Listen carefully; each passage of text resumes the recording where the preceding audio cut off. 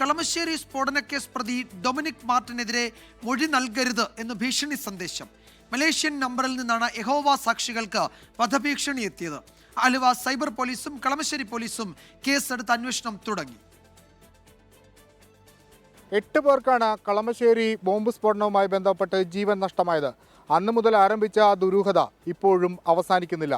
മലേഷ്യയിൽ നിന്നുള്ള ഈ സന്ദേശം പോലും ആ ദുരൂഹതയുടെ തുടർച്ചയാണ്. തിങ്കളാഴ്ച രാത്രി 9:57ഓടെയാണ് യഹോവ സാക്ഷിയായ ശ്രീകുമാറിന്റെ മൊബൈൽ ഫോണിലേക്ക് മലേഷ്യയിൽ നിന്നൊരു വാട്സാപ്പ് സന്ദേശം എത്തിയത്. കളമശ്ശേരി സ്ഫോടനക്കേസ് പ്രതി ഡൊമിനിക് മാർട്ടിനെതിരെ മൊഴി നൽകരുതെന്നും നൽകുന്നവരെ വധിക്കുമെന്നുമായിരുന്നു സന്ദേശം. പിന്നാലെ പരാതി നൽകി. BNS 196, 351 3 വകുപ്പുകൾ പ്രകാരമാണ് കളമശ്ശേരി പോലീസും സൈബർ പോലീസും പരാതിയിൽ കേസെടുത്തത്. ഫോൺ കോളിന്റെ ഉറവിടം കണ്ടെത്താൻ അന്വേഷണം ആരംഭിച്ചു.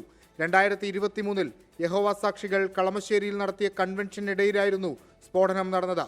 കേസിൽ കഴിഞ്ഞ വർഷം കുറ്റപത്രം സമർപ്പിച്ചിരുന്നു. ഡൊമിനിക് മാർട്ടിന്റെ വിദേശ ബന്ധങ്ങളിലടക്കം അന്വേഷണം പുരോഗമിക്കുകയാണ്. വിചാരണയും ഉടൻ ആരംഭിക്കും. ഇതിനിടയിലെത്തിയ ഈ സന്ദേശം അതീവ ഗൗരവത്തോടെയാണ് പോലീസ് നോക്കിക്കാണുന്നത്. കൃത്യമായി അന്വേഷണവും ഉണ്ടാകും.